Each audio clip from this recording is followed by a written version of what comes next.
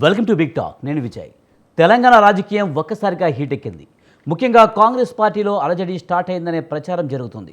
అందుకు కారణం కాంగ్రెస్ పార్టీకి చెందిన 10 మంది ఎమ్మెల్యేలు రహస్యంగా భేటీ అయ్యారనే టాక్ ఇప్పుడు తెలంగాణలో చర్చనీయాంశంగా మారింది. హైదరాబాద్ సమీపంలోని ఓ ఎమ్మెల్యేలకు చెందిన ఫామ్ హౌస్లో వీరు భేటీ అయినట్లు ప్రచారం జరుగుతుంది. ఓ కేబినెట్ మంత్రి వ్యవహరిస్తున్న తీరుపై అసంతృప్తిగా ఉన్న ఎమ్మెల్యేలు భవిష్యత్ కార్యాచరణపై సమాలోచనలు చేసినట్టు తెలుస్తోంది. ఈ పరిణామం సీఎం రేవంత్ రెడ్డి సీరియస్గా అయినట్టు తెలుస్తోంది. త్వరలో స్థానిక సంస్థల ఎన్నికలు నిర్వహించాలని ప్రభుత్వం ప్లాన్ చేస్తుంది. ఈ ఎన్నికలకు ముందు ఎమ్మెల్యేలు రహస్యంగా భేటీ అవ్వడంతో పార్టీకి నష్టం కలిగించే అవకాశం ఉందనే చర్చ జరుగుతుంది. అటు కేసీఆర్ కూడా తాజాగా కీలక వ్యాఖ్యలు చేశారు. తాను కొడితే మామూలుగా ఉండదని హెచ్చరించారు. ఇదే సమయంలో ఎమ్మెల్యేల రహస్య భేటీ అంశం తెర మీదకు వచ్చింది. దీంతో తెలంగాణ రాజకీయం ఒక్కసారిగా వేడెక్కింది. ఇక ఇదే అంశంపై ఇవాల్టి బిగ్ డిబేట్లో చర్చిద్దాం.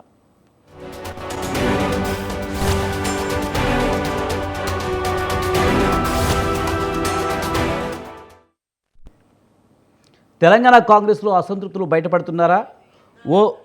ఓ మంత్రి తీరుతో విసిగిపోయారా? రహస్య భేటీ వెనుక ఎవరు ఉన్నారు? ఈ పరిణామాలతో సీఎం రేవంత్ రెడ్డి అయితే అలర్ట్ అయ్యారు. అందుబాటులో ఉన్న నేతలతో అయితే అత్యవసర భేటీ నిర్వహించారు. ముఖ్యంగా నిన్న కేసీఆర్ తాను కొడితే మామూలుగా ఉండదంటూ కూడా చేసిన వ్యాఖ్యల తర్వాత ఈ పరిణామాలు జరగడంతో ఒక్కసారిగా రాజకీయం అంతా వేడెక్కినట్టుగా కనిపిస్తుంది. ఇక ఇదే అంశానికి సంబంధించి మనతో మాట్లాడేందుకు నరసింహరావు గారు, పొలిటికల్ అనలిస్ట్, అలాగే డాక్టర్ మిట్టా నరసయ్య గౌడ్ గారు, టీపీసీసీ లీడర్ మనతో ఉన్నారు. వారితో మాట్లాడదాం. ముందుగా నరసింహరావు గారు, నమస్తే అండి. సార్, టీ కాంగ్రెస్లో జరుగుతున్న పరిణామాలు ఎలా చూడాలి? 10 మంది ఎమ్మెల్యేలు రహస్య భేటీ వెనుక కారణం ఏమై ఉండొచ్చు?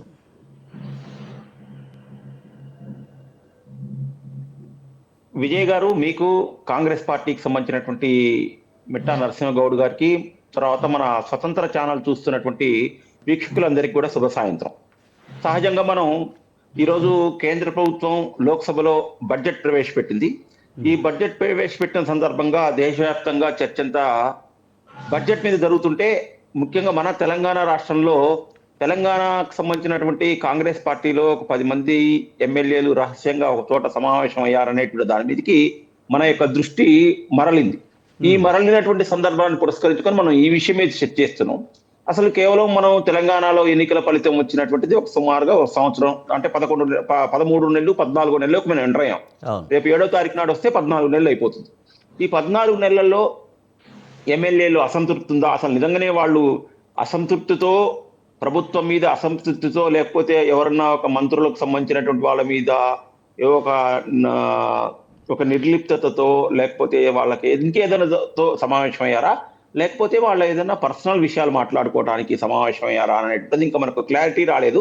ఆ 10 మందిలోంచి ఎవరు వచ్చి మీడియా ముందుకు వచ్చి ఈ కారణాల వల్ల మేము సమావేశం అయ్యామని చెప్పలేదు. కాబట్టి ఇంకా మనం ఈ సమావేశం గురించి కొంచెం ముందస్తుగా అతి ఉత్సాహంగా దీని మీద రకరకాల మనం చర్చలు చేయడం అనేటువంటిది కొంత మనం అతి ఉత్సాహం అనేటువంటిది చెప్పగలదు. అయితే అనేటువంటిది నేను 2 సార్లు ఎందుకు ఉపయోగించారంటే దేశంలో ఇప్పుడు కాంగ్రెస్ పార్టీకి సంబంధించినటువంటి నేతృత్వంలో ప్రభుత్వాలు ఉన్నటువంటి 3, ఒకటి హిమాచల్ ప్రదేశ్, 2 కర్ణాటక, 3 తెలంగాణ. సరే, కొద్దిసేపు హిమాచల్ ప్రదేశ్ అంటే మొన్ననే జరిగాయి రీసెంట్గా. కర్ణాటకను ఆంధ్రప్రదేశ్ తెలంగాణ 2 రాజకీయాలు కూడా సమాంతరంగా ఉంటాయి. ఒకదాని ప్రభావం ఒకటి మీద పడుతుంది అనేటువంటిది మన స్టూడియోలోనే గతంలో తెలంగాణలో గెలిచినప్పుడు కానీ, కర్ణాటకలో గెలిచినప్పుడు తెలంగాణలో కూడా గెలవబోతున్నాం అనేటువంటిది కూడా అనేక మంది కాంగ్రెస్ నాయకులు మనతో చెప్పున్నారు. మనం కూడా ఆ విషయాన్ని 2 రాష్ట్రాల్లో గెలవటం వల్ల మన యొక్క అంచనాలు, ఆలోచనలు ఏమున్నాయో అవి ఇక్కడ కూడా గెలిచాము అనేటువంటి దానికి ఏంటంటే, 2 పక్కపక్క రాష్ట్రాల్లో ఒకే రకమైనటువంటి రాజకీయాలు ఉంటాయి, ఒకే రకమైనటువంటి వాతావరణం ఉంటుంది, నాయకుల ప్రవర్తన, తీరు, వ్యవహార శైలి అంతా సిమిలర్ గా ఉంటుంది అనేటువంటిది మనం అంగీకరించాల్సిన విషయం. ఇక్కడ ప్రస్తుతానికి ఒక 2 నిమిషాలు కర్ణాటక గురించి మాట్లాడుకున్నట్లయితే, లాస్ట్ 1 year గా కర్ణాటకలో ప్రభుత్వం ఎప్పుడైతే 20 నెలల, అంటే మనకంటే ముందు ఎన్నికల హామీలు ఇచ్చినటువంటి దాన్ని సఫిషియెంట్ గా హామీలని ఫిల్ చేయలేకపోయింది. ముఖ్యమంత్రి, ఉప ముఖ్యమంత్రి అనేక సార్లు ఎన్నికల హామీలను మేము పూర్తి చేయలేకపోతున్నాము, ఈ కారణాల వల్ల, ఆర్థిక పరిస్థితి బాలేక, అది ఇంకోటి లేదా అని బహిరంగంగా మీడియా ముందు ప్రజల సమక్షంలో చెప్పినటువంటి చరిత్రను మనం చూసాం కర్ణాటకలో. అయితే ఇక్కడ అన్నిటికంటే ముఖ్యంగా ఏంటంటే, ఇంకొంచెం తెలంగాణతో కంపేర్ చేస్తే కర్ణాటకలో ఉప ముఖ్యమంత్రి, ముఖ్యమంత్రి ఇద్దరు 2 కూటములకు నాయకత్వం వహిస్తున్నటువంటి వాళ్ళు. పవర్ సెంటర్స్ రెండు ఉన్నాయి అక్కడ. వాస్తవానికి మనందరం ఊహించింది ఏంటంటే డీకే శివకుమార్ మాత్రమే ముఖ్యమంత్రి అవుతాడు ఎన్నికలకు ముందు అని అనుకున్నాం. ఎన్నికల ఫలితం వచ్చిన తర్వాత కాంగ్రెస్ పార్టీ యొక్క అధినాయకత్వం కొంచెం ఊహాత్మకంగా ఆలోచించి సిద్ధరామయ్యని ముఖ్యమంత్రి చేసింది. అయితే మనం ఆ రోజు ఏమనుకున్నామంటే ఎప్పుడైతే సిద్ధరామయ్య ఈ 5 ఏళ్ళు ఈ ప్రభుత్వం అనేటువంటిది ఉండదు, ఎప్పుడో అప్పుడు దీనికి ముసలం పుడుతుంది, సిద్ధరామయ్య ఒప్పుకోడు అని అనుకున్నాం. ఒక సంవత్సరం నుంచి అయితే దాని యొక్క ఆలోచనలు కొన్ని చూస్తున్నట్లయితే అక్కడే అసమ్మతి, అక్కడే ఈడీ కేసులు, అక్కడే సిబిఐలు, ఒకళ్ళకొళ్ళు ప్రేరేపించుకోవడాలన్నీ జరుగుతూనే ఉన్నాయి. కానీ దానికి ఇంకా తుది రూపం దాల్చలేదు. అంటే ఈ రోజు కాకపోతే రేపు, రేపు కాకపోతే ఎల్లుండి, ఎల్లుండి కాకపోతే ఇంకో నెల రోజుల తర్వాతనో ఎప్పుడో అయితే ఉప ముఖ్యమంత్రి ఈడీకి సిబిఐకి పట్టుబడతాడా, లేకపోతే ముఖ్యమంత్రి మీద ఇంకేమైనా కేసులు పెడతారా అనేటువంటిది మాత్రం అక్కడ కొంచెం పిక్చర్ క్లారిటీ కనపడుతుంది అక్కడ కర్ణాటకలో. ఒకవేళ ఉప ముఖ్యమంత్రి జైలుకి వెళ్తే ఈ మిగతా 5 ఏళ్ళు నా స్థానం పదిలంగా ఉంటుంది అని ముఖ్యమంత్రి ఫీల్ అవుతున్నాడు. ఒకవేళ ప్రభుత్వం అధిష్టాన వర్గం ఇదేనా చీల్స్తే అవసరమైతే నేను ఇంకొకరు సహాయంతోనైనా ఈ టర్మ్ నేనే కంప్లీట్ చేస్తాననేటువంటి ధీమా ఉప ముఖ్యమంత్రి కూడా తన అంతర్గత మిత్రుల దగ్గర 2 పవర్ సెంటర్ అయితే లేవు కదా నరసింహరావు గారు. అదే అక్కడికే వస్తున్నా. అయితే ఇక్కడికి వచ్చే వరకు ఏంటంటే అక్కడ పవర్ సెంటర్స్ లేవు. ఇక్కడ ఉన్నా కూడా కాంగ్రెస్ లో మనమే అనుకుంటాం. మనం అంటాం ఏంటి, మనం మీడియా కెమెరా తీసేస్తే మనతో నరసింహగౌడ్ గారే అంటారు, మా దగ్గర ప్రజాస్వామ్యం చాలా ఉంది సార్, ఎవరైనా ఏమైనా మాట్లాడొచ్చు, ఎక్కడైనా మాట్లాడొచ్చు, ఎప్పుడైనా మాట్లాడొచ్చు, వాళ్ళకి ఇష్టం వచ్చినటువంటి స్వాతంత్రం అసలు మా పార్టీలో తప్ప మిగతా ఎక్కడ స్వతంత్రం లేదు. కాబట్టి ఉన్న 65 మంది శాసనసభ్యులు కూడా ముఖ్యమంత్రి కావాల్సినటువంటి అర్హత ఉన్న వాళ్ళే. వాళ్ళు ఎందుకు కాకూడదు, వాళ్ళైతే తప్పే ఉంది, ఒకళ్ళే ఎందుకు కావాలని వారు కూడా మాట్లాడతారు.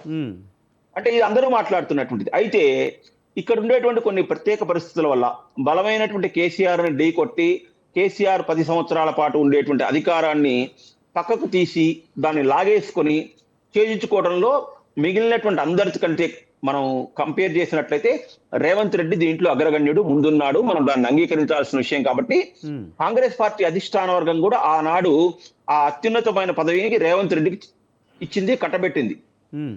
కట్టబెట్టిన తర్వాత అసలు మనం ఇంకేమనుకున్నాం అంటే ఈ చర్చ ఇంకా 6 నెలల ముందే జరుగుతుంది అనుకున్నాం. చాలా మంది సంవత్సరం దాకా పట్టింది, ఇంకా 6 నెలలు ముందు జరుగుతుంది అనుకున్నాం.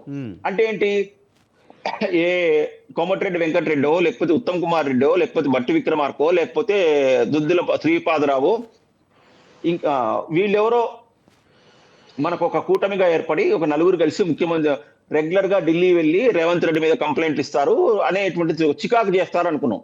కానీ అనూహ్యంగా వీళ్ళందరూ చాలా సైలెంట్ గా ఉన్నారు. ఈసారి అంటే మనం ఊహించినట్టుగా కొత్తగా ఈ రోజు తెర మీదకి 10 మంది పేర్లు వచ్చాయి. అయితే నేను అనుకోవటం ఏంటంటే ఈ 10 మంది ప్రభుత్వాన్ని పడగొట్టడం కోసం సమావేశం అయ్యారని కానీ, లేకపోతే ఇంకేదో చేయడానికి సమావేశం అయ్యారని అయితే నేను అనుకోను. కారణం ఏంటంటే ఈ 10 మందిలో కానీ ఏదేమైనా భేటీలు జరగాలంటే గాంధీ భవన్లోనూ పార్టీ మీటింగ్లోనూ, పార్టీ మీటింగ్ అయితే ఖచ్చితంగా గాంధీ భవన్లోనూ లేకపోతే పార్టీ కార్యాలయంలో జరగాలి. కానీ రహస్యంగా భేటీ కావాల్సిన అవసరం ఏంటనేది ఇప్పుడు ప్రధానమైన టాపిక్. ఇందులో కొంతమంది మీద అసంతృప్తి కూడా ఉన్నారనే వ్యాఖ్యలు అయితే వినిపిస్తున్నాయి. దీని మీద డిబేట్ కొనసాగిద్దాం. మనతో డిబేట్లో పాల్గొనేందుకు డాక్టర్ మిట్ట నరసయ్య గౌడ్ గారు, టీపీసీసీ లీడర్ ఉన్నారు. మిట్ట నరసయ్య గౌడ్ గారు నమస్తే అండి. సార్, ఎలా చూడాలి టీ కాంగ్రెస్లో 10 మంది ఎమ్మెల్యేల రహస్య భేటీని ఎలా చూడాలి? ఇది వ్యక్తిగత స్వతంత్రమే అనుకోవచ్చా? కాంగ్రెస్లో ఇది ఎప్పుడు కూడా ఉంటుందని చెప్తూ ఉంటారు కదా, అలాగే అనుకోవచ్చా? వాయిస్ క్లియర్ ఉందండి? క్లియర్ ఉందండి, క్లియర్ ఉంది. ముందుగా మీకు ప్యానెల్లో ఉన్న పెద్దలకు, వ్యూవర్స్కు నమస్కారం. వాస్తవంగా ఈ సమావేశాలు జరగడం, 10 మంది, 5 మంది, 20 మంది ఒక దగ్గర కూర్చొని మాట్లాడుకోవడం అనేది అసలు మనం చర్చించుకోవాల్సిన పెద్ద అంశం కూడా కాదు వాస్తవంగా. అది కాంగ్రెస్ పార్టీలో ముఖ్యంగా. ఎందుకంటే కాంగ్రెస్ పార్టీ అనేది స్వాతంత్ర్యాన్ని సాధించిన పార్టీ, స్వాతంత్ర్యాన్ని అనుభవించే పార్టీ, స్వాతంత్ర్యం ఇచ్చిన పార్టీ. కాబట్టి ఎవరి ఆలోచన ప్రకారం వాళ్ళు కూర్చొని మాట్లాడుకుంటారు తప్పితే దీంట్లో వాస్తవంగా ఏదో ప్రభుత్వాన్ని పడగొడదామనో, లేకపోతే ఏదో వ్యతిరేకత వ్యక్తం చేద్దామన్న ఆలోచనలో ఉండే అవకాశమే లేదు, ఎట్టి పరిస్థితులు లేదు. ఎందుకంటే అలాంటివి ఎప్పుడు వస్తాయంటే వీరు ఎప్పుడైనా పోయి రాహుల్ గాంధీ గారిని కలవచ్చు, సోనియా గాంధీ గారిని కలవచ్చు, ఖర్గే గారిని కలవచ్చు, ముఖ్యమంత్రి గారిని కలవచ్చు, మంత్రులను కలవచ్చు, అధికారులను కలవచ్చు. వాళ్ళకి అడ్డంకే లేదు. వాళ్ళు ఎప్పుడైనా మీడియాతో కూడా మాట్లాడవచ్చు కదా. వీళ్ళ మీద దబావు ఉంటే, ప్రెషర్ ఉంటే, ఎక్కడ కట్టడి చేసినప్పుడు ఒకవేళ సీక్రెట్ ఎవరైనా కలిసిరంటే అదే ఏదో జరుగుతుందని అనుకోవచ్చు. అసలు ఈ అంశం మీడియాకు అట్రాక్ట్ ఎందుకైందంటే ఒకరోజు ముందుగా కేసీఆర్ గారు ఫామ్ హౌస్ లో మాట్లాడిన నేను కొడితే గట్టిగా ఉంటది బలంగా ఉంటది అనే వరకు వీళ్ళు సమావేశమైన ఇదేమన్నా అదేనా అనే కోణంలో మీడియా అట్రాక్ట్ కానీ నరసయ్య గౌడ్ గారు మీరు చెప్పినట్టు అదొక రీజన్ అయితే, మరో రీజన్ ఏంటంటే ఖమ్మం జిల్లాకు చెందిన ఒకరిద్దరు మంత్రుల వలన కూడా కొంతమంది ఎమ్మెల్యేలు ఇబ్బంది పడుతున్నారు అన్న అంశం కూడా ఈ తెర మీదకి వచ్చింది. సార్ నేనేమంటున్నా, మీరు అన్నా అనకపోయినా ఉమ్, అనుకున్న కోరికలన్నీ నెరవేరే ప్రభుత్వం ఏది కూడా ఉండదు. ఉమ్, ఒక మంత్రి కూడా అన్ని చేసే అవకాశాలు కూడా ఉండవు. ఉమ్, వాస్తవాలే ఇవి. నేను ఎందుకు అంటున్నా అంటే ఇది ప్రజాపాలన, ఇలా దాచుకునేది ఏమి లేదు, ఓపెన్ గా ప్రజలకు చెప్పడమే. కాబట్టి అసంతృప్తి అనేది సమావేశమైన వాళ్ళకే ఉన్నదని అనుకోవాల్సిన అవసరం లేదు. ఉమ్. పని కాకపోయినా 4-5 సార్లు తిప్పుకున్నారే గిట్ల చేసిరని మనోళ్ళైనా అనుకుంటాం కదా. ఇప్పుడు నన్ను పిలిచి నేను పోయి 4 సార్లు కలిసినప్పుడు పని కాకపోతే గారు గట్ల చేస్తున్నాను అనుకుంటాం కదా. కాబట్టి నేను ఏమంటున్నంటే వాస్తవ పరిస్థితి ఏంటంటే కాంగ్రెస్ పార్టీ ఎమ్మెల్యేలలో అసంతృప్తి అనేది 0 టాలరెన్స్, 0% అసలు లేదు. ఉమ్. కేవలం ఆయన ఒక సంవత్సరం పాటు ఫామ్ హౌస్ లో ఉండి ఒక్కసారిగా నేను ఏదో కొడితే గట్టి కడుతుంది అనే వరకు ఇది అదేనేమో అన్న ఒక కోణంలో మీడియా తీసుకొని ఉండొచ్చు. కానీ వాస్తవంగా కాంగ్రెస్ పార్టీలో అసంతృప్తి లేదు. అక్కడ ఎవరికి కూడా ఇబ్బంది కలిగే అవకాశమే లేదు. కాకపోతే ఏంటంటే వాళ్ళ ప్రాంతంలో ఇంకేదైనా అడుగుదామని కంబైన్డ్ గా వాళ్ళందరికీ సంబంధించిన అంశాలు ఏమైనా ఉంటే మాట్లాడుకోవడానికి కానీ ఏ రకంగానైనా కలవచ్చు కదా, కానీ ఎవరి నియోజకవర్గాల్లో సమస్యలు వాళ్ళే చెప్పవచ్చు. అందరూ కలిసి మూకుముడిగా కూర్చుని అయితే చెప్పాల్సిన అవసరం లేదు కదా. కొన్ని కామన్ పరిస్థితులు కూడా ఉంటాయి కదా. కాబట్టి ఆ రకంగా ఫ్రెండ్షిప్ లో కానీ చిన్న పార్టీ చేసుకోవడానికి కానీ మాట్లాడుకోవడానికి కానీ ఈ బిజీ వరల్డ్ లో కలవలేక ఓసారి కలిసినట్టు కానీ ఇంతనే చూడాలి తప్పితే గవర్నమెంట్ కు వ్యతిరేకంగా కానీ కాంగ్రెస్ పార్టీకి వ్యతిరేకంగా కానీ ముఖ్యమంత్రి రేవంత్ రెడ్డి గారికి వ్యతిరేకంగా కానీ ఏదో జరుగుతుంది ఏవో మాట్లాడుకునే అవకాశము 100% సున్నా. కాబట్టి దీంట్లో ఏందంటే తెలంగాణలోనే కాకుండా భారతదేశ వ్యాప్తంగా కాంగ్రెస్ పార్టీలో ఎవరికైనా స్వేచ్ఛ ఉంది. వారు కలిసి కూర్చోవచ్చు, కలిసి మాట్లాడుకోవచ్చు, అవసరం అనుకుంటే ప్రెషర్ చేయొచ్చు, అవసరం అనుకుంటే వాళ్ళ కోరికల చిట్టా ఇవ్వచ్చు. దీంట్లో కొత్తదనం ఏమి లేదు. ఇప్పుడు మీరు చూస్తలేరండి మీడియాలో ఒక్కొక్కరు ఒక్కొక్క రకంగా. నరసయ్య గౌడ్ గారు మీరు చెప్పినట్టుగా అంతర్గత స్వతంత్రం ఎక్కువ కాంగ్రెస్లో అని అనుకుంటే కనుక దీన్ని పెద్దగా పట్టించుకోవాల్సిన అవసరం లేకపోతే కనుక సీఎం రేవంత్ రెడ్డి అత్యవసర సమావేశం ఎందుకు పెట్టాల్సి వచ్చింది? అందుబాటులో ఉన్న మంత్రులు లేకపోతే ఎమ్మెల్యేలతో ఎందుకు మాట్లాడాల్సి వచ్చింది? ఇప్పుడు కమాండ్ కంట్రోల్లో సుదీర్ఘంగా జరుగుతున్నటువంటి మీటింగ్ గురించి కనుక మీరు ప్రస్తావిస్తే, ఈ రోజు సెంట్రల్ గవర్నమెంట్ ఒక బడ్జెట్ ప్రవేశపెట్టింది, దాంట్లో గుండు సున్నా పెట్టింది. దాని మీద ఎందుకంటే మనం కూడా బడ్జెట్ ప్రవేశపెట్టుకునేది ఉంది కాబట్టి మనకి ఎంత వస్తుంది కేంద్ర ప్రభుత్వం నుంచి అనేది చూసుకోవడానికి అధికారులతోటి మన రాజకీయ ఇప్పుడు మన మంత్రులతోటి కూర్చోవడం జరిగింది. అది సుదీర్ఘంగా కొనసాగుతూ ఉంది. ఈ విషయము ఆ మీటింగ్ లో చర్చకు కూడా రాలేదు. ఎందుకంటే మా వాళ్ళంతా అక్కడే ఉన్నారు కదా. ఈ విషయం సీరియస్ గా కానీ కనీసము యథాలాపంగా కానీ అసలు చర్చకే రాలేదు. కేవలం మనం అంటున్నగా ఇన్ని మీడియా సంస్థలలో మనది ఒకటే తీసుకున్నట్టుగా నాకు కనిపిస్తా ఉంది. ఇంకొక చర్చ ఎక్కడైనా జరిగినట్టుగా కూడా నా దృష్టికి అయితే రాలేదు. ఎందుకంటే మా అధికార ప్రతినిధులందరినీ కూడా నేను కాంటాక్ట్ అయినా, కాబట్టి ఎక్కడ కూడా లేదు. ఏంటంటే ఆయన ఒక మాట మాట్లాడు కదా, లేచి లేవలేకనే దెబ్బ కొడితే గట్టిగా ఉంటుందని ఆయన అనే వరకు, ఈడ యథాలాపంగా వీరు కలుసుకునే వరకు, ఇక్కడ సుదీర్ఘంగా ఇక్కడ సమావేశం కొనసాగుతున్నందుకు అంత ఇదంతా ఏదో ఉన్నది రాబోయే అన్న ఒక కలరింగ్ వచ్చేటట్టుగా ఇది అట్రాక్ట్ అయింది తప్పితే వాస్తవంగా ఇదంతా ఇంత డీప్ గా చర్చించుకోవాల్సిన అవసరం అయితే లేదు కాంగ్రెస్ పార్టీలో. కానీ అలా అని నరసయ్య గౌడ్ గారు కేసీఆర్ అయితే తక్కువ అంచనా వేయలేం కదా. ఆయన నిజంగానే గట్టిగా కొట్టే ఉద్దేశం ఏమన్నా ఉందాము? మీరు తెలంగాణకి ఏదైనా రాజకీయాలు జరిగే ఛాన్స్ లేదంటారా? విజయన్న దీని మీద మీకు క్లారిటీ ఇవ్వాలి. ఎందుకంటే కేసీఆర్ గారిని గట్టిగా కొట్టడానికి ఏముందండి? అంటే ఈయన దగ్గర పోయేవారండి చేరుతారైనా, లేకపోతే ఏమైనా ప్రభుత్వం ఏర్పాటు చేస్తారు? ఎక్కడ అండి ఉన్నాయే ఊడిపోయే అవకాశం ఉంది. మీకు ఇంకొక విషయం చెప్తాను. రాబోయే ఎంపీటీసీ జెడ్పీటీసీ ఎన్నికలలో మినిమం ఒక 100 సీట్లన్నా డబుల్ డిజిట్ అన్నా ఎట్లా తెచ్చుకోవాలని ఆ ఉద్దేశంలో ఈ కార్యకర్తలంతా వెళ్ళిపోకుండా ఉండడానికి కొరకు నేను దెబ్బ కొడతా గట్టి కొడతా అని ఏదో లేచి లేవలేక మాట్లాడిన మాటలను మనం సీరియస్ గా తీసుకోవాల్సిన అవసరం లేదు. వాస్తవంగా నేను చెప్తున్నా కదండి, పోటీ అనేది మేము 95% సీట్లు మేము కైవసం చేసుకుంటాం. మిగిలిన 5-10% ఉంటే ఆ భారతీయ జనతా పార్టీలో ఆ బీఆర్ఎస్ఎల్ ఏం కొట్లాడుకుంటారు అంతవరకే తప్పితే వాళ్ళ కేడర్ అంతా ఖచ్చితంగా గ్రామ పంచాయతీ ఎంపీటీసీ జెడ్పీటీసీ ఎన్నికలలో మొత్తము ఖాళీ అయ్యే అవకాశం ఉంది బీజేపీ బీఆర్ఎస్.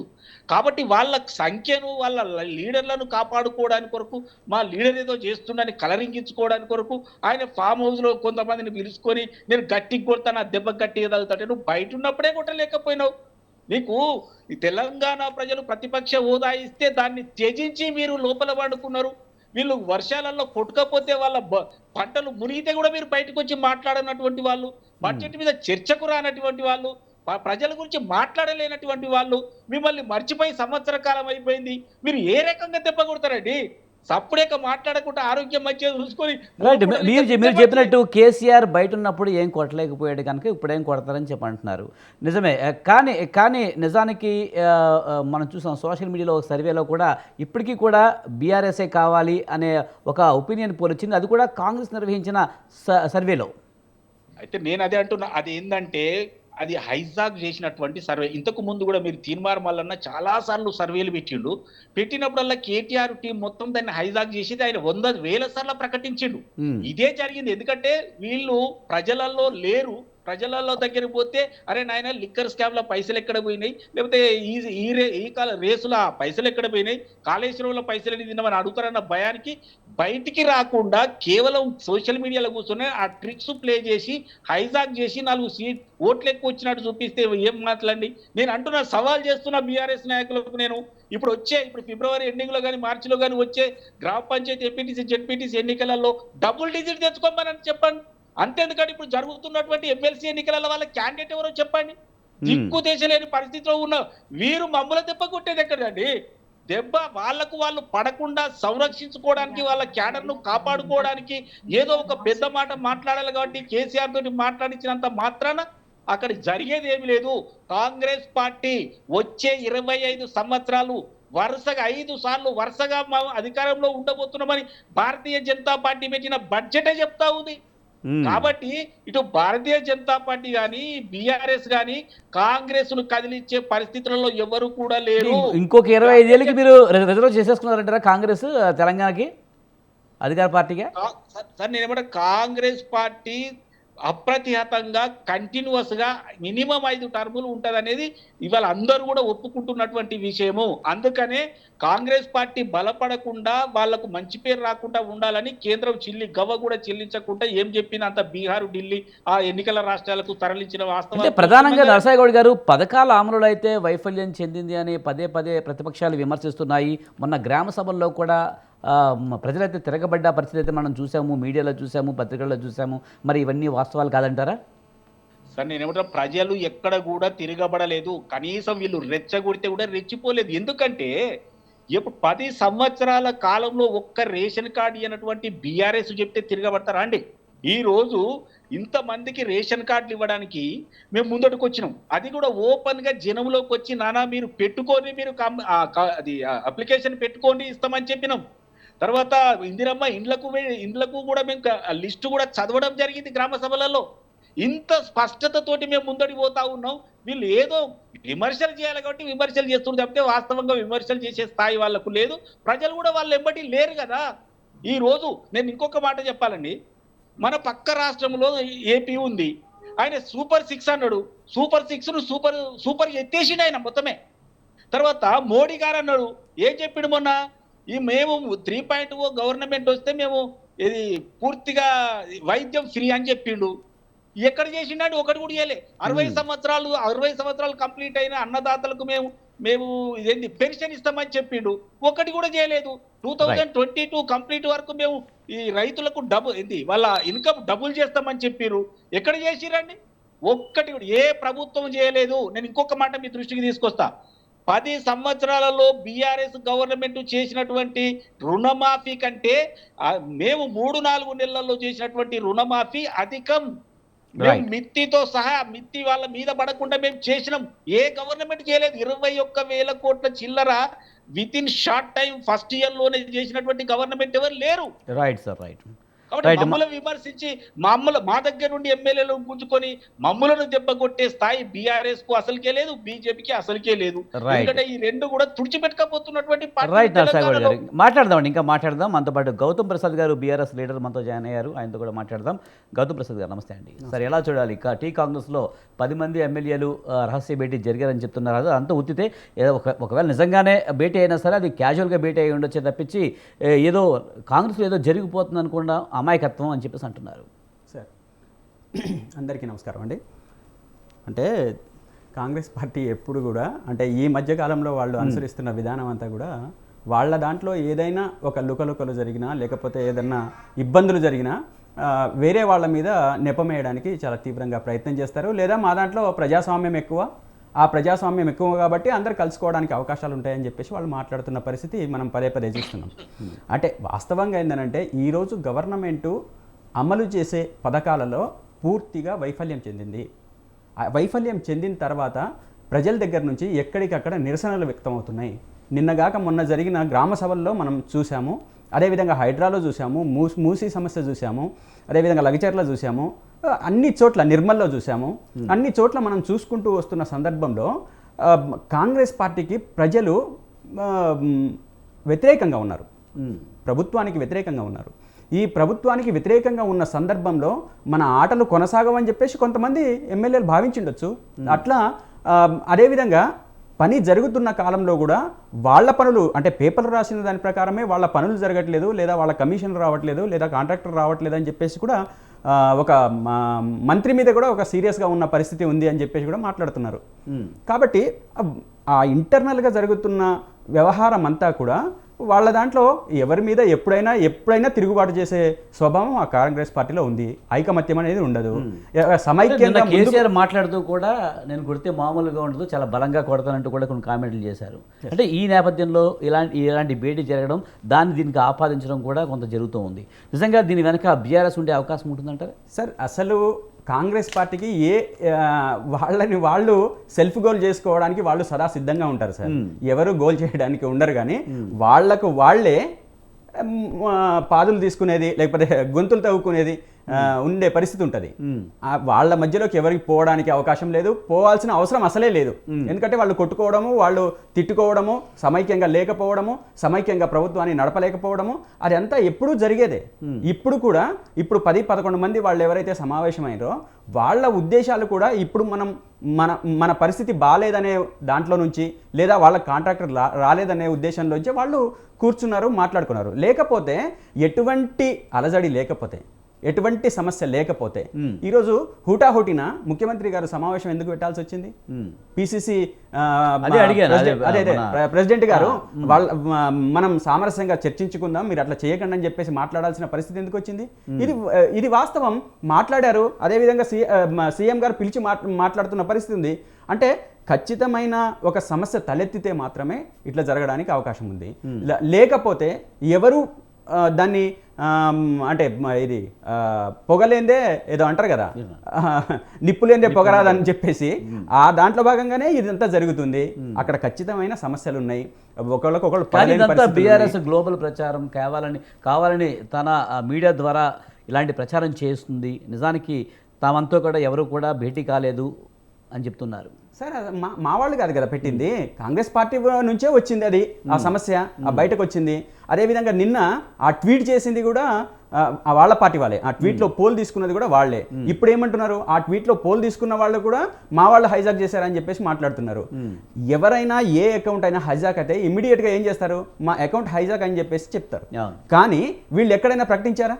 దాదాపు 1,00,000 మంది పాల్గొన్న దాంట్లో మీరు ఎక్కడైనా మా ట్విట్టర్ అకౌంట్ హ్యాక్ అయింది, దీంట్లో ఎవరెవరో హ్యాక్ చేసేసి దీన్ని ఇట్లా డైవర్ట్ చేశారని చెప్పేసి ఏమన్నా ప్రకటించారా? అంటే రిజల్ట్ అంతా కూడా వీళ్ళకి వ్యతిరేకంగా వచ్చేటప్పటికి ఆ వచ్చిన రిజల్ట్ని ఎట్లా సమర్థించుకోవాలి? లేదా ఇంకా వాళ్ళు ఏమంటున్నారు? మా సోషల్ మీడియా వీక్ ఉందని చెప్పేసి మాట్లాడుతున్నారు. వైపు ఏమో హైజాక్ అని చెప్పేసి మాట్లాడుతున్నారు, ఇంకో వైపు ఏమో సోషల్ మీడియా మాది వీక్ ఉందని చెప్పేసి మాట్లాడుతున్నారు. అంటే దేన్ని మీరు ప్రాతిపదికగా తీసుకుంటున్నారు? అంటే వీళ్ళకు ఒక క్లారిటీ లేదు సార్. అంటే ప్రజలకు న్యాయం చేసే దాంట్లో ఒక క్లారిటీ లేదు, పథకాలు అమలు చేసే దాంట్లో ఒక క్లారిటీ లేదు, ప్రభుత్వాన్ని పర్ఫెక్ట్గా నడిపే దాంట్లో, ఒక ఖచ్చితత్వంతో నడిపే దాంట్లో వాళ్ళకి ఒక క్లారిటీ లేదు. ఎవరికి వారే యమునా తీరే అనే పద్ధతులు నడుస్తూ ఉంది. అది వాళ్ళు ఎవరైనా మాట్లాడితే ఇది వాళ్ళు చేస్తున్నారు, లగచర్లలో సమస్య తలెత్తితే అది బీఆర్ఎస్ వాళ్ళు చేశారని చెప్పేసి, లేకపోతే హైడ్రాలో ప్రజలు వచ్చి మాట్లాడితే అదే బీఆర్ఎస్ వాళ్ళు చేశారనేది, మూసీలో ప్రజలు వచ్చి మాట్లాడితే అది బీఆర్ఎస్ వాళ్ళు చేశారు. అంటే ఎక్కడైనా దీనికి పొంతన ఏమన్నా ఉందా? వీళ్ళు మాట్లాడుతున్న దానికి కానీ అమలు చేస్తున్న విధానాలకు కానీ ఎక్కడైనా ఉందా?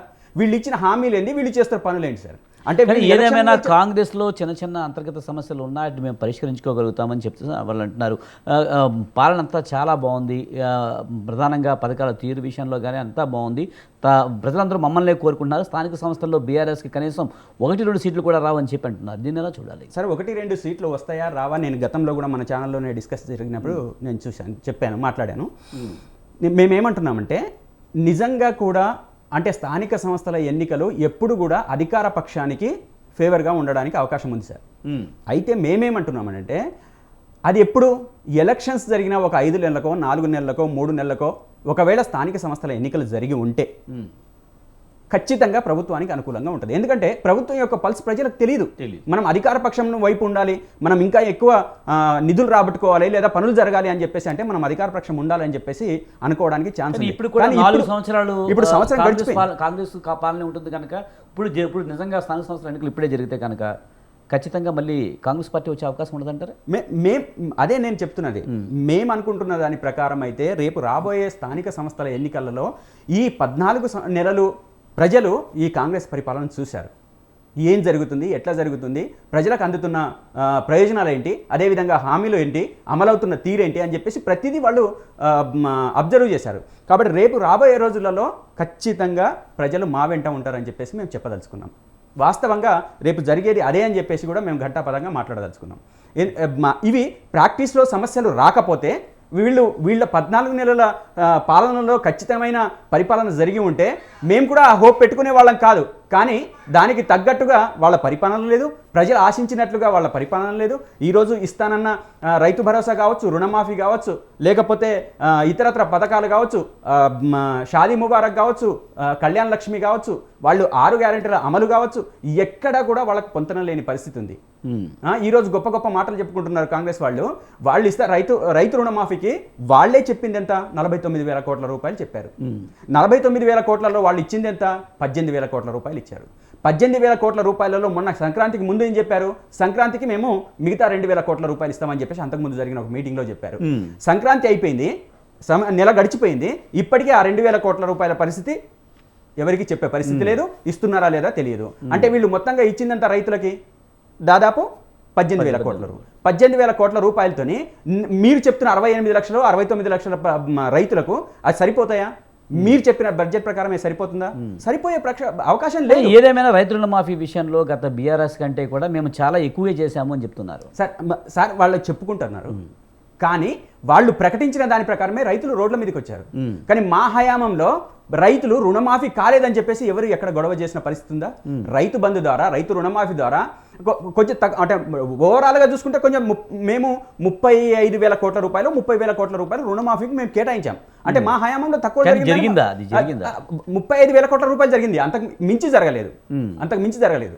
కానీ మేము రైతు బంధు అందించడం ద్వారా రైతులకు అంటే పంట పొలాన్ని సస్యశ్యామలం చేసే ద్వారా, ప్రాజెక్టుల ద్వారా నీళ్ళు ఇచ్చాము, అనేక రకాలుగా ఆదుకున్నాం. కాబట్టి రైతులంతా మా హయాంలో ఎక్కడ వచ్చి గొడవలు చేసిన పరిస్థితి లేదు సార్. సుమారు ఇప్పుడు ఈ కాంగ్రెస్ గవర్నమెంట్ వచ్చిన ఈ 14 నెలలలో 410 మంది రైతులు ఆత్మహత్య చేసుకున్నారు. ఇది రిపోర్టు, ఇది అధికారికంగా మన పేపర్లలో, టీవీలలో వస్తున్న రిపోర్టు. దీన్ని కాదంటారా? ప్రజలు ఎదుర్కొంటున్న సమస్యలు కాదా? ఈ సమస్యలన్నీ పక్కన పెడతారా రేపు ప్రజలు? ఖచ్చితంగా వాటిని ప్రామాణికంగా తీసుకోరా, నిలదీయరా? నీ ప్రభుత్వం వచ్చిన తర్వాత మాకు ఇస్తానన్న హామీలేవి, అమలు చేస్తానన్న హామీలేవి, ఇస్తున్న పథకాలు ఏవి అని చెప్పేసి అనడానికి అవకాశం లేదా? ఖచ్చితంగా రేపు రాబోయే రోజులలో స్థానిక సంస్థలలో వీళ్ళకు బుద్ధి చెప్తారు, బీఆర్ఎస్ వైపుగా ప్రజలు నిలబడతారని చెప్పేసి అయితే మేము ప్రగాఢంగా విశ్వసిస్తున్నాం. రైట్. నరసింహారావు గారు, ముఖ్యంగా సీఎం రేవంత్ రెడ్డి 14 నెలల పాలనలో అటు కాంగ్రెస్ పార్టీలో కానీ లేకపోతే ప్రజల్లో కానీ తీవ్ర వ్యతిరేకత ఉందనేది అయితే ప్రతిపక్షాలు చెప్తున్నమాట. ఇందులో వాస్తవం ఉందంటారా? ప్రజల్లో తీవ్రత అనేటువంటిదేమో మనకు వెంటనే కనిపించదు మన విజయ్ గారు. ఎందుకంటే ఇప్పుడు మనం ఏ రాష్ట్రంలో అయినా తీసుకోండి, గత 20 సంవత్సరాల నుంచి 25 సంవత్సరాల లోపు తీసుకున్నట్లయితే ఏ స్థానిక సంస్థలకు సంబంధించినంత వరకు అంతకుముందేమో 35-40 సంవత్సరాల క్రితం వరకు కూడా అన్ని నగరపాలిక సంస్థలు, మున్సిపాలిటీలు, కార్పొరేషన్లన్నీ కూడా రాష్ట్రంలో ప్రభుత్వం అంటే రాష్ట్ర ప్రభుత్వం ఒక పార్టీకి ప్రాతినిధ్యం వహిస్తున్నట్లయితే కార్పొరేషన్లు ఉండేటువంటి అక్కడ ఉన్నటువంటి ప్రజలందరూ కూడా ఎడ్యుకేటర్స్ కాబట్టి ప్రతిపక్షానికి ప్రాధాన్యత ఇచ్చినటువంటి చరిత్రను మనం 2000కు సంబంధించినట్టు ముందు చూసినాం. కానీ కాలక్రమంలో వచ్చినటువంటి మార్పుల వల్ల లేకపోతే రాజశేఖర్ రెడ్డి ముఖ్యమంత్రి అయిన తర్వాత మనం చూసుకున్నట్లయితే ఎవరైతే రాష్ట్రంలో ప్రభుత్వంలో అధికారంలో ఉంటారో ఆ పార్టీనే మనం మన ఎక్కడ గ్రామ పంచాయతీలో కానివ్వండి, లేకపోతే మండల పరిషత్తులో కానివ్వండి, లేకపోతే జిల్లా పరిషత్తులో కానివ్వండి, లేకపోతే మున్సిపాలిటీలు, కార్పొరేషన్లు ప్రజలు గెలిపిస్తున్నారు. కారణం ఏంటంటే 2004 నుంచి, నేను 4 అనేటువంటిది మళ్ళీ చెప్తున్నాను, 2004 నుంచి ఇంతకుముందు ఒక పార్టీలోంచి ఇంకొక పార్టీలోకి పార్టీ ఫిరాయింపు జరిగితే ప్రజలు కూడా వాళ్ళని దోషులుగా చూసేవాళ్ళు. కానీ ఇవాళ ప్రజల యొక్క ఆలోచన విధానం కూడా మారిపోయింది. మనం 2014 చూసాం తెలంగాణలో, 2018 చూసాం, 2023 మనం మన రేవంత్ రెడ్డిని కూడా చూసాం. ఆయనకు 65 మంది శాసనసభ్యులు ఉన్నా కూడా ఒక 5గురునో 6గురునో బీఆర్ఎస్ నుంచి తీసుకున్నాడు. అంటే ఈ పరిస్థితిని ప్రజలు కూడా ఏం చేస్తున్నారంటే వాళ్ళు ఆ ప్రభుత్వానికి ఓన్ చేసుకుంటున్నారు, ఇచ్చేస్తున్నారు అనమాట, పర్వాలేదు అని. కాబట్టి ప్రజల యొక్క ఆలోచన విధానం కూడా మారిపోయింది. కాబట్టి ప్రజలు వెంటనే మనం ఇవాళ రాష్ట్రంలో ఉన్నటువంటి అన్ని మున్సిపాలిటీలు, అన్ని గ్రామ పంచాయతీలు కాంగ్రెస్ కి వ్యతిరేకంగా వస్తాయి అని అయితే నేను భావించను. మెజార్టీ స్థానాలు కాంగ్రెస్ కే వస్తాయి, అక్కడక్కడ టీఆర్ఎస్ కు బీజేపీకి కూడా వచ్చేటువంటి ఆస్కారం ఉంది, కానీ మెజార్టీ స్థానాలు కాంగ్రెస్ కే వస్తాయి. అలానే కాంగ్రెస్ పార్టీకి సంబంధించినంత వరకు ఆ యొక్క మన ప్రోగ్రెస్ రిపోర్ట్ కి ప్రజలు ఇచ్చినటువంటి దాన్ని మ్యాండేటా 2028లోనో 27లోనో జమిలీలోనో జరిగేటువంటి దానికి ప్రజలు ఇందాక మన నరసింహ గౌడ్ గారు 20 years మాకే ఉంటుంది అంటున్నారు. దానికి ఏమన్నా కొలబద్దన అంటే కాదు. కారణం ఏంటంటే మనం మొన్న ఆంధ్రప్రదేశ్ ఎన్నికల్లో చూసాం, గతంలో తెలంగాణలో చూసాం, ఇంకో చోట చూసాం. గతంలో పక్క రాష్ట్రంలో ఉన్న పార్టీ 30 ఏళ్ళు అన్నారు. అదే అంటున్నా నేను, 30 ఏళ్ళు అన్న తర్వాత కూడా వాళ్ళకి 11 స్థానాలు వచ్చాయి. కాబట్టి ఇది ఏది దేనికి కులబద్ద కాదు. ప్రజల ఆలోచన విధానం చాలా మారుతుంది. మనకు మొన్న ఎలక్షన్స్ లో కేసీఆర్ నేను ఓడిపోతాననే విషయం ఆయనకు కూడా లాస్ట్ మూమెంట్ వరకు తెలియదు. అంటే తెలిసినా కూడా ఆయనకు తెలిసినటువంటి జరిగింది వేరు. కాంగ్రెస్ లోనే చాలా మంది అసలు మేము గెలుస్తామని మాకే నమ్మకం లేదు అన్నారు. మనకు ఇంటర్నల్ గా చాలా విషయాలు. కాబట్టి ప్రజలు ఎప్పుడు ఎలా తీర్పిస్తారు అనేటువంటి విషయాన్ని మాత్రం మనం చెప్పలేం. కానీ ఇక మీరు అడిగినటువంటి రెండో దానికి ఎన్నికల హామీలు, రాజకీయ హామీలు, ఈ రెండింటిని మనం కొద్దిగా సపరేట్ చూద్దాం. 1 minute లో కన్క్లూడ్ చేస్తాను. ఎన్నికల హామీకి సంబంధించినంత వరకు వీళ్ళిద్దరూ ఇందాక నుంచి గౌతమ్ గారు కానీ లేకపోతే నర్సయ్య గారు కానీ చెప్తున్నారు. అసలు బేసికల్ గా నేను ఈ యొక్క ఉచిత పథకాలు వేటైతే ఉందే వాటికి నేను పూర్తిగా వ్యతిరేకం. వాళ్ళకి కావాల్సినటువంటిది వాళ్ళ కాళ్ళ మీద వాళ్ళు నిలబడటానికి కావాల్సినటువంటి సంక్షేమ పథకాలు ఇవ్వండి, లేకపోతే పెట్టుబడులకు ఆర్థిక సహకారం ఇవ్వండి. కానీ ఇదిగో నేను రైతు బంధు ఇచ్చాను, నేను రుణమాఫీ ఇన్ని లక్షల కోట్లు చేశాను అనుకోవడం అనేటువంటి దానివల్ల ఇప్పుడు మన ధనిక రాష్ట్రం అయినటువంటి తెలంగాణ ఒక 20 ఏళ్ల తర్వాత మనం చిప్పబెట్టుకుని అడుక్కునేటువంటి పరిస్థితి వస్తుంది. దీనికి ప్రధానంగా బీఆర్ఎస్ పార్టీ కారణం అయితే జాతీయ పార్టీ అయినటువంటి కాంగ్రెస్ కూడా అదే దారిలో నడుస్తుంది. ఇప్పుడు మిగిలిన రాష్ట్రాల్లో బీజేపీ కూడా అదే దారిలో నడుస్తుంది. దురదృష్టకరం అన్నమాట. ఇది అసలు దేశవ్యాప్తంగా ఎన్నికల సంస్కరణలు మారాలి. ఉచిత హామీలు ఇచ్చేటువంటి దాంట్లో లిమిట్ ఉండాలి. లిమిట్ దాటి ఇస్తే వాళ్ళని ఎన్నికల సంఘం ఆ గుర్తింపును రద్దు చేసినా కూడా అలాంటి యొక్క చర్యలు మన దేశంలో వస్తేనే మన దేశం 2047కి ప్రపంచవ్యాప్తంగా 3వ ఆర్థిక స్థాయికో 5వ ఆర్థిక స్థాయికో చేరుతుంది తప్ప ముబ్బడిగా ఇట్లా ఎన్నికల హామీలు ఇవ్వడం వల్ల ఉపయోగం లేదు. అదేదో తాత్కాలికమైనటువంటి ప్రయోజనమే. జగన్ ఇచ్చినా కేసీఆర్ ఇచ్చినా ఆ టర్మ్ లో తప్ప వాళ్ళని మళ్ళీ గెలిపించరు కూడా. ఇది ఒక పార్ట్. ఇక రాజకీయ పరమైనటువంటి హామీలకు సంబంధించిన విషయాలు మనం 4 విషయాలు మాట్లాడుకుందాం. విజయ్ బాబు గారు, ఫస్ట్ది కాళేశ్వరం మీద అవినీతి. దాదాపు ఒక 1 year దాటింది కమిషన్ వేసేసి.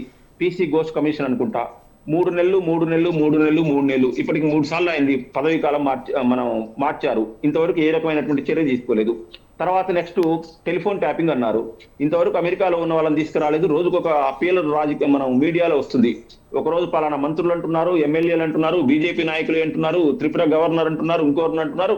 ఇవాళేమో జడ్జిలకు సంబంధించినటువంటి కూడా టెలిఫోన్ ట్యాప్లు అయినాయి అన్ని అంటున్నారు. చర్యలు తీసుకుంటున్నాం అంటున్నారు.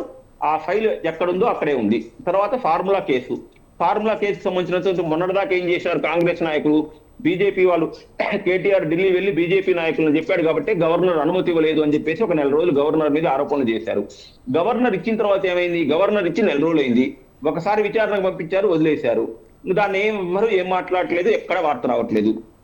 హైడ్రా ఎడిపోయిందో తెలియదు. తర్వాత మూసీ నది, ఇట్లాంటివి వీటి మీద ఏదైతే కన్స్ట్రక్షన్ అంటే కాన్సన్ట్రేట్ చేయాల్సినటువంటి ముఖ్యమంత్రి చేయట్లేదు. మంత్రులు ఎవరికి వారే యమునా తీరేలాగా వ్యవహరిస్తున్నారు. ఒక సరి అయినటువంటి దిశానిర్దేశం చేయవలసినటువంటి వాళ్ళు ఎవ్వరూ చేయటం లేదు. దీనికి తోడు ఏమైతుంది, ముఖ్యంగా హైదరాబాద్ లో మన తెలంగాణకి ఆత్మ హైదరాబాద్ కు సంబంధించినటువంటిది.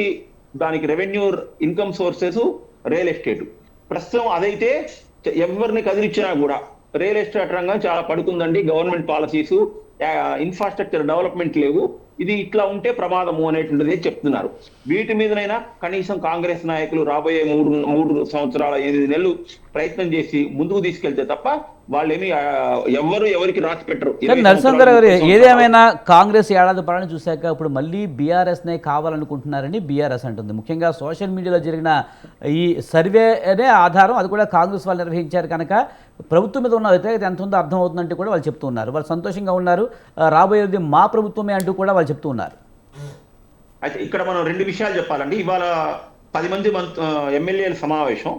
కాంగ్రెస్ పార్టీలో చూసినట్లయితే మొత్తం మనం ఒక 70 సంవత్సరాల చరిత్రను చూసినట్లయితే ఆ పార్టీకి సంబంధించినటువంటి ఒక 10 మంది ఎమ్మెల్యేలు, 15 మంది ఎమ్మెల్యేలు, 20 మంది ఎమ్మెల్యేలు కూటమిగా ముఖ్యమంత్రి మీద తిరుగుబాటు చేసి ప్రభుత్వాన్ని మార్చినటువంటి సందర్భం లేదు. దాన్ని కాంగ్రెస్ అధినాయకత్వం కూడా ఎక్కడ కూడా యాక్సెప్ట్ చేయదు, దాన్ని అనుమతించదు. కానీ ఒక టర్మ్ లో 1వ ముఖ్యమంత్రి, 2వ ముఖ్యమంత్రి, 3వ ముఖ్యమంత్రి, 4వ ముఖ్యమంత్రిగా ముఖ్యమంత్రులను మార్చినటువంటి చరిత్ర ఆ పార్టీకి ఉన్నప్పటికీ కూడా నిర్ణయం తీసుకోవాల్సినటువంటిది హైకమాండే తప్ప ఇక్కడ స్థానికంగా ఉన్నటువంటి ఎమ్మెల్యేలు అయితే కాదు. ఒకవేళ వాళ్ళ ఎమ్మెల్యేలు ఏ కారణం వల్ల చేసినా లేకపోతే ఇంకోటి చేసినా రేపో మాపో వాళ్ళందరూ రేవంత్ రెడ్డి పక్కన కూర్చుండే వాళ్ళే.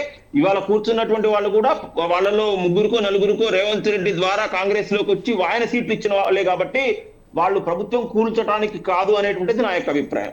ఇక రెండోది, ఇప్పటిదాకా మనం ఇంకొక యాంగిల్లో చూసినట్టయితే బీఆర్ఎస్ యాంగిల్లో బీఆర్ఎస్ కు బలము కేసీఆర్ కుటుంబమే, బలహీనత కేసీఆర్ కుటుంబమే.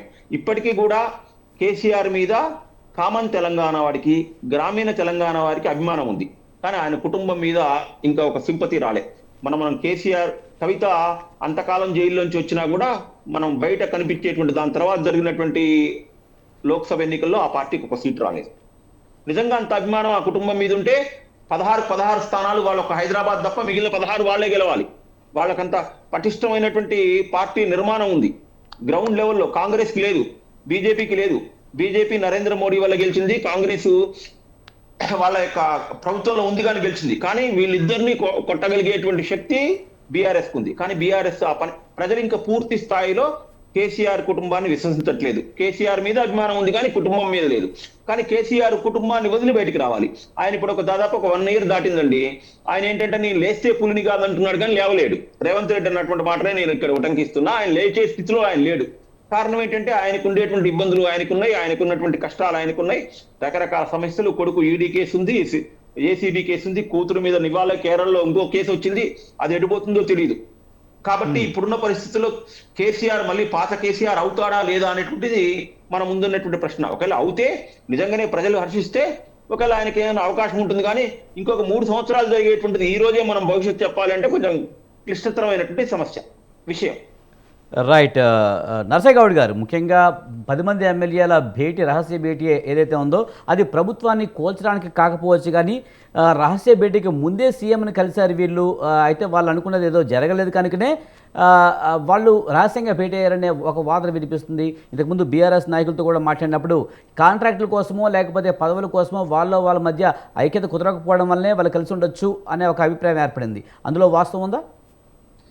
నేనేమంటున్నా, ఇప్పుడు మా ఎమ్మెల్యేలు 4 కలిసి కూర్చొని మాట్లాడుకున్నంత మాత్రాన దీన్ని చిలువలు పలువలు చేయాల్సిన అవసరం లేదు. ఎందుకంటే దీంట్లో ఏదైతే ఊహాగానాలు చిలరేగుతున్నాయో, మనం ఆపాదిస్తా ఉన్నాం, అవన్నీ కూడా 100% రాంగు. ఎందుకంటే ఒక వ్యతిరేకత అనేది ప్రభుత్వం మీద కానీ, ముఖ్యమంత్రి గారి మీద కానీ, పార్టీ మీద కానీ ఎలాంటి వ్యతిరేకత లేదు, ఎట్టి పరిస్థితుల్లో లేదు. ఎందుకంటున్న ఈ మాట అంటే ప్రతిపక్షం లేచి మాట్లాడే పరిస్థితి లేదు, అసెంబ్లీకి వచ్చే పరిస్థితి లేదు, ఒక ఇష్యూ తీసుకొని ఫైట్ చేసే పరిస్థితి లేదు. వాళ్ళు ఇంతకు ముందు ఉన్నప్పుడు ఏదన్నా అమలు చేసిన పరిస్థితి కూడా లేదు. ఇంతకుముందు మిత్రుడు మాట్లాడుతున్నారు, మేము రుణమాఫీ చేసినామని ఇన్ని మాటలు చెప్పిండు కదా. నేను ఒక్క మాట అడుగుతున్నా సార్ మీ ద్వారా. కేసీఆర్ గారు 2014లో ఒక మాట ఏం మాట్లాడితే మేము ₹1,00,000 రుణమాఫీ చేస్తామని చెప్పిండు, 4 సార్లు చేస్తామని చెప్పిండు. నేను అంటున్నా 2014లో ఒక వ్యక్తి ₹1,00,000 రుణం అంటే రుణం తీసుకున్నట్లయితే వారికి ఆయన ఇచ్చింది 25,000, మళ్ళీ 25,000 ఇచ్చిన తర్వాత సంవత్సరం ఆగిండు అంటే సంవత్సరం ఆగినాక 75,000 ఉంటుందా సార్? అది సుమారు మళ్ళీ దగ్గరకు వచ్చేస్తుంది. అది మళ్ళీ ఆయన 25,000 ఇచ్చిండు, మళ్ళీ అది 70 ఇది మళ్ళీ 76,000-77,000కు మళ్ళీ వచ్చింది. ఇట్లా 4 సార్లు ఇచ్చే లోపల ఈయన రుణమాఫీ ఎంత జరిగి లక్షల ఎంత జరిగిందంటే సగం కూడా జరగలేదు. అంటే మిత్తి రాక బ్యాంకోడు వానికి లోన్ ఇయ్యక పరపతి చెడిపోయి వాడు నానా అవస్థలు పడ్డారు. వీళ్ళేమో మేము రుణమాఫీ చేసినామని చెప్తారు. అంతా కలిస్తే 20,000 22,000 కోట్ల రుణమాఫీ కూడా కాలే, అదిలో మిత్తి అసలే కాలే. వాళ్ళను సర్వనాశనం చేసి పారదగిన వాళ్ళకు పరపతి లేకుండా చేసిన వాళ్ళ పాస్బుక్లన్నీ అందులోనే పోయినాయి. వీళ్ళు ఎక్కడ చేసిన రుణమాఫీ? మేము వచ్చిన తర్వాత 2 లక్షల రుణమాఫీ అని చెప్పినాం. మేము వచ్చిన 3-4 నెలలు 5 నెలలనే మేము అంటే మిత్తి మీద పడకుండా పూర్తిగా చేసేసినాం. రుణమాఫీ అంటే ఇలా చేయాలి, 25,000 ఇచ్చి సంవత్సరం ఆపి మళ్ళీ అది 1,00,000 కానీ మళ్ళీ 25,000 ఇచ్చి సంవత్సరం ఆపి ఎక్కడ చేసినండి? రెండో టర్ములో వాళ్ళు పోతూ మొత్తం 7,000 ఇచ్చినారు అంటే కోట్ల రూపాయలు అట్లనే పెట్టిపోయారు, ఇవ్వలేదు. ఒకటి. రెండవదండి, వీళ్ళు ఇంకో మాట ఏం చెప్తారంటే ఒక్క టీచర్ను కూడా వాళ్ళు రిక్రూట్మెంట్ చేయలేదు. విద్యా వ్యవస్థను నడ్డి విరిచిన మాట వాస్తవం కదా.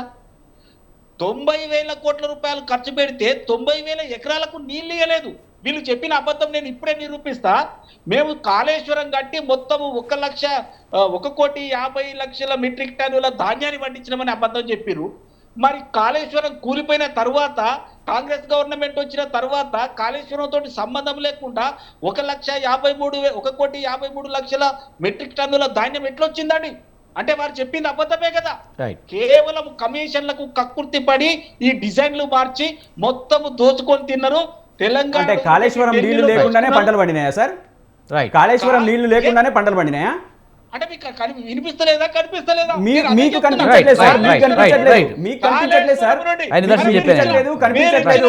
మీరు బీఆర్ఎస్ ప్రభుత్వం చేసిన మంచి మీకు కనపడదు సార్. అంతకు ముందు బీఆర్ఎస్ ప్రభుత్వంలోకి రాకన్నా ముందు ఎంత పంట పండింది, అదే విధంగా ఆ తర్వాత ఎంత పండింది, ప్రాజెక్టులు ఎన్ని కట్టినరు, ఇవన్నీ మీకు లెక్కలో లేవు, మీకు లెక్కలో ఉండవు సార్, కనపడదు. కనపడడానికి అవకాశం లేదు సార్. గుండ్లపోచ బయటికి ఎక్కడి నుంచి వచ్చాయి? నల్లన సాగర్ నీళ్ళు ఎక్కడి నుంచి వచ్చాయి? నల్లన సాగర్ నీళ్ళు ఎక్కడి నుంచి వచ్చాయి? గుండ్లపోచపల్లికి నీళ్ళు ఎక్కడి నుంచి వచ్చాయి? గౌతమ్ ప్రసాద్ గారు మన టాపిక్ రేవంత్ రెడ్డి గారి ఇంట్లో నుంచి తెచ్చిరా? ఎవరింట్లో నుంచి తెచ్చారు నీళ్ళు? ఎవరింట్లో నుంచి తెచ్చారు నీళ్ళు? గౌతమ్ ప్రసాద్ గారు అయ్యో, మాట్లాడడానికి కూడా ఒక పద్ధతి ఉండాలండి. గౌతమ్ ప్రసాద్ గారు మన టాపిక్ డిబేట్ అవుతుంది. రైట్. నర్సయ్య గౌడ్ గారు గెలిచిండ్రు, మోసం చేసిండ్రు, ప్రజల్ని మోసం చేసిండ్రు. చేసిన మోసాన్ని ప్రజలు గమనిస్తున్నారు. ఇప్పుడు మీరు ప్రజలకు ఏదైతే మోసం చేసిండ్రో ఆ మోసం అంతా ప్రజలు ఇప్పుడు గమనిస్తున్నారు. మీకు ఖచ్చితంగా రేపు ఒక కర్రు కాల్చి వాత పెడతారు. రైట్.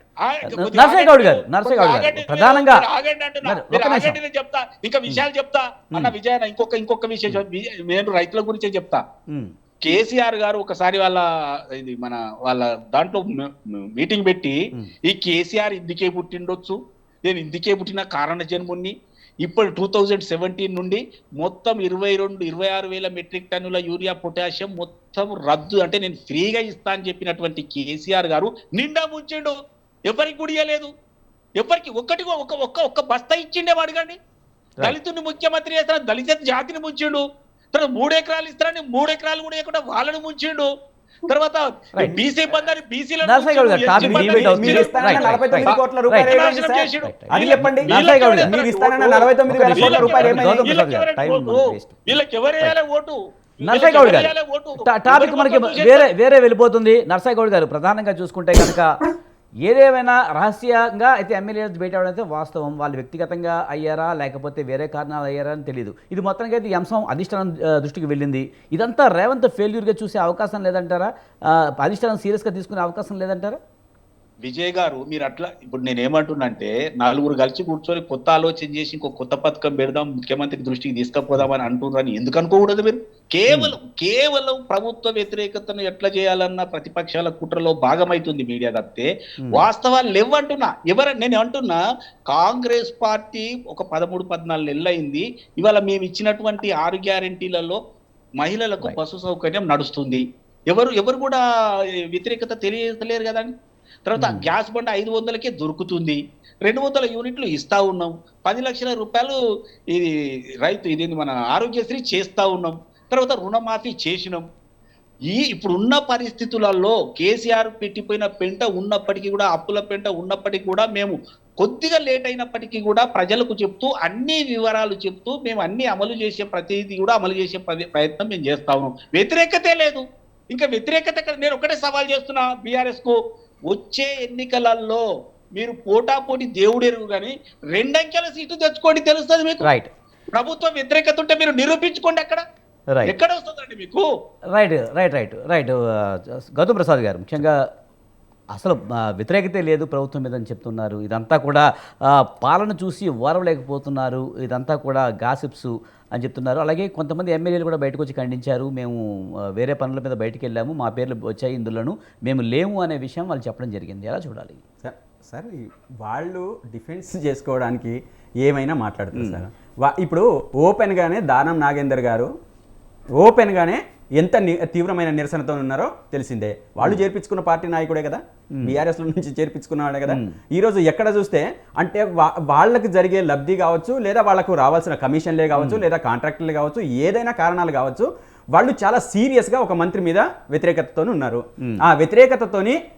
ఆ వ్యతిరేకత తెలియజేయాలని చెప్పేసి వాళ్ళు సమావేశం అయ్యిండొచ్చు.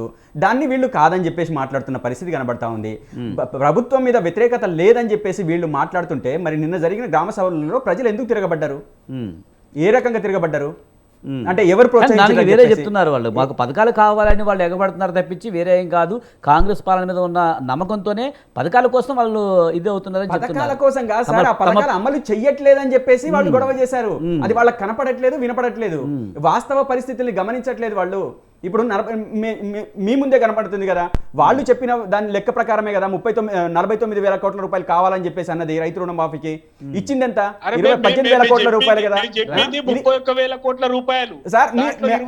మీ ముఖ్యమంత్రి గారి నోటి నుంచే వచ్చినాయి సార్ ఇవి, మేమన్నది కాదు. మీ ముఖ్యమంత్రి గారి నోటి నుంచి వచ్చింది. వీటన్నింటినీ కప్పిపుచ్చుకోవడం కోసం వాళ్ళు సమావేశమైనరు. ఆ సమావేశం అయిన తర్వాత ఖచ్చితంగా ఇది ఎక్కడికో దారి తీస్తుందని చెప్పేసి సమావేశం పెట్టింది సార్. ఇది వాళ్ళు దాన్ని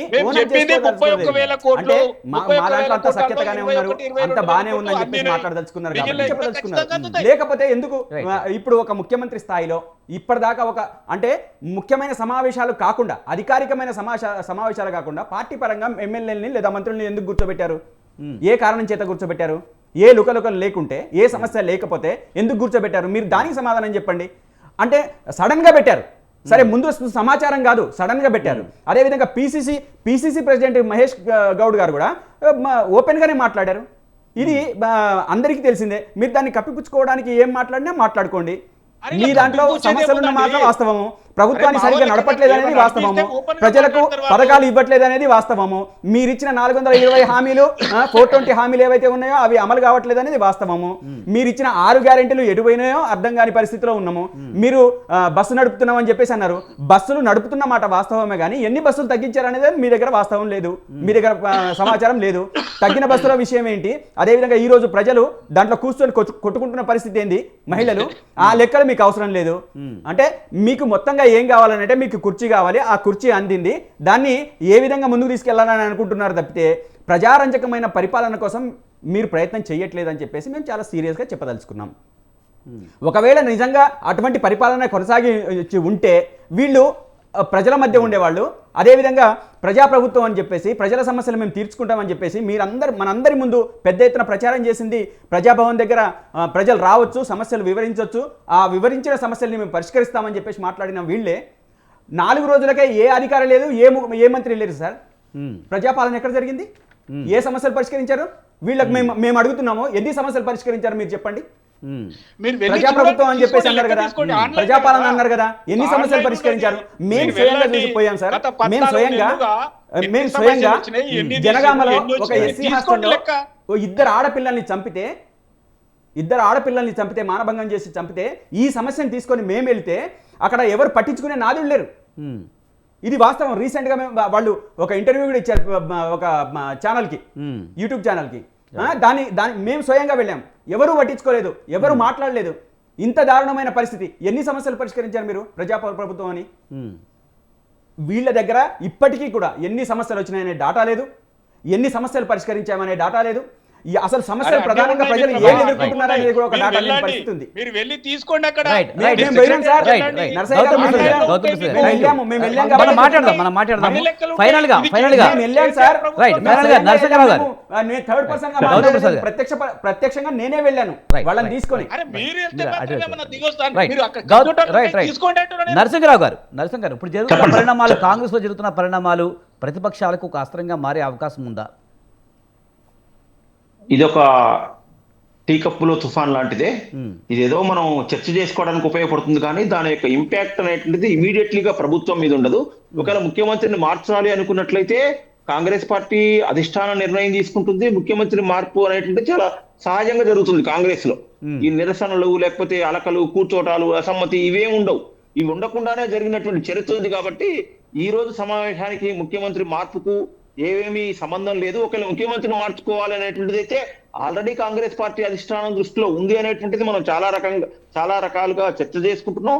అదే ఉంటే ఢిల్లీ నుంచి వచ్చేటువంటి వార్తల ఆధారంగా, ఇక్కడి నుంచి వెళ్ళేటువంటి ఇన్పుట్స్ ఆధారంగా ఉంటుంది తప్ప వీళ్ళు కూర్చున్నారు కాబట్టి ముఖ్యమంత్రి మారుతాడు అనేటువంటిది మాత్రం ఇది తప్పు అనేటువంటిది నా యొక్క అభిప్రాయం. రైట్, థ్యాంక్ యూ నరసింహరావు గారు, అలాగే గౌతమ్ ప్రసాద్ గారు, డాక్టర్ మిట్టా నరసయ్య గౌడ్ గారు, థ్యాంక్ యూ వెరీ మచ్ అండి. డిబేట్లో పాల్గొని విలువైన అంశాన్ని చెప్పారు. థ్యాంక్ యూ వెరీ మచ్ అండి. ఇది ఇవాల్టి బిగ్ టాక్. చూస్తూనే ఉండండి స్వతంత్ర.